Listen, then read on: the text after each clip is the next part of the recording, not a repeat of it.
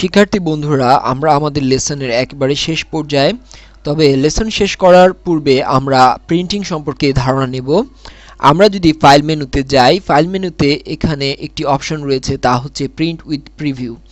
অর্থাৎ এই বাটনটি সিলেক্ট করলে আমরা মূলত আমাদের প্রিন্ট প্রিভিউ কেমন হবে তা দেখতে পাবো।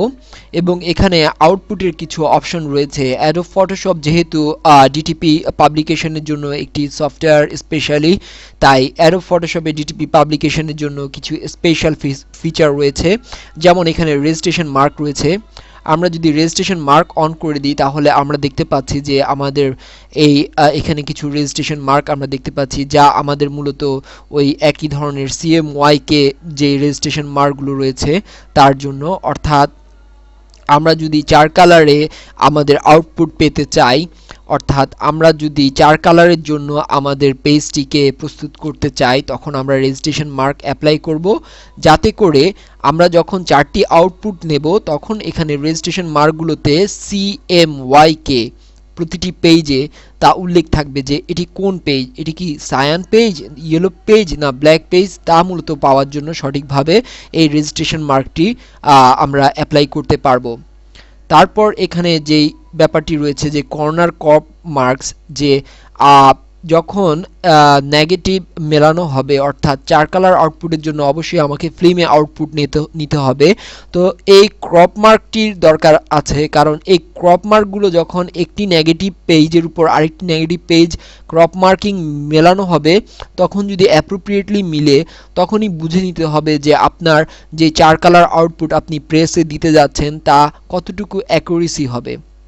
এই ক্রপ মার্কগুলো যদি কোনো অংশে অ্যাকচুয়াল পরিমাণও না মেলে, তাহলে কোনোভাবেই 4 কালারের ফাইন আউটপুট আপনি পাবেন না। অর্থাৎ কালারে হেজিটেশন দেখা যাবে, অর্থাৎ দেখা যাবে যে কোথাও কালার উপরে উঠে গেছে বা কোথাও নিচে নেমে এসেছে, বা কালারের মধ্যে টোটাল একটা হেজিটেশন চলে আসবে।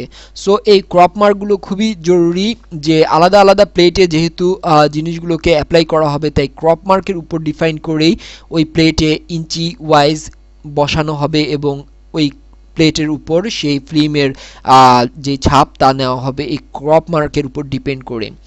এখানে আরেকটি ব্যাপার রয়েছে যে centre crop mark. Centre crop মার্কও সেই একই ব্যাপারে সহায়তা দিচ্ছে। যেহেতু 4 কালার একটি সেন্সিটিভ ব্যাপার, তাই আপনাকে এই ক্রপ মার্ক, রেজিস্ট্রেশন এবং কর্নার মার্কগুলো খুব বিশেষভাবে সহায়তা দিবে যখন আপনি 4 কালারের আউটপুট নিতে যাবেন। এখানে ক্যাপশন রয়েছে, লেভেল রয়েছে, যে এটা কি লেভেল আপনি বলে দিতে পারবেন, এবং নেগেটিভ আপনি যদি চান যে আপনার এই প্রিন্ট আউটটি নেগেটিভ ওয়েতে হোক, তাহলে আপনি এখানে নেগেটিভ সিলেক্ট করতে পারবেন। তারপর রয়েছে স্ক্রিন। এখানে আপনি স্ক্রিনে বলে দিতে পারবেন যে আপনার সায়ান স্ক্রিন বা মেজেন্ডা স্ক্রিন, অর্থাৎ কোন স্ক্রিনটি আপনি এখন বর্তমানে প্রিন্ট দিতে যাচ্ছেন। আপনি যদি সায়ান দেন তাহলে শুধু সায়ান কালারটির আউটপুট বের হবে, আপনি যদি এখানে মেজেন্ডা দেন মেজেন্ডার আউটপুট বের হবে, এভাবে আলাদা আলাদা। আর এখানে আপনার মূলত শেপ, অর্থাৎ প্রিন্টিং যেই পিক্সেল রয়েছে তার শেপগুলো কি আকৃতির হবে, ডায়মন্ড আকৃতির হবে না এলিপস আকৃতির হবে, তা মূলত ডিফাইন করে দেওয়া। ট্রান্সফার যে অপশনটি রয়েছে, এখানে মূলত আপনার কালারের যে ব্যাপারটি তা মূলত আপনি ডিফাইন করে দিবেন, ব্রাইটনেস, কন্ট্রাস্ট।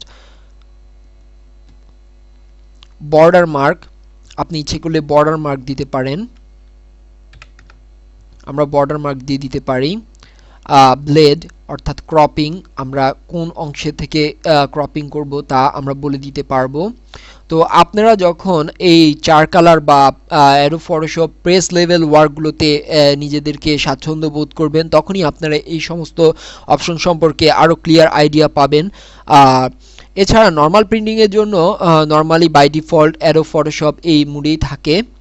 আর সরাসরি যদি আপনি প্রিন্ট পেতে চান, এখানে এই প্রিন্ট অপশনটি রয়েছে, এখানে এসে আপনার প্রিন্টার আপনি সিলেক্ট করতে পারবেন। প্রপার্টিজে গিয়ে আপনার পেপার কোয়ালিটি এবং অ্যাডভান্সে এসে আপনার এখানে রেজুলেশন আপনি ডট পার ইঞ্চ আপনার প্রিন্টারে যত থাকবে, অর্থাৎ হাইয়েস্ট পজিশনে এবং লোয়ার পজিশনে আপনি দিতে পারবেন, এবং ওকে সিলেক্ট করে এবং লাস্ট ওকে সিলেক্ট করলে আপনার এই পেজটির প্রিন্ট আউট আপনি আপনার প্রিন্টারে পেয়ে যাবেন।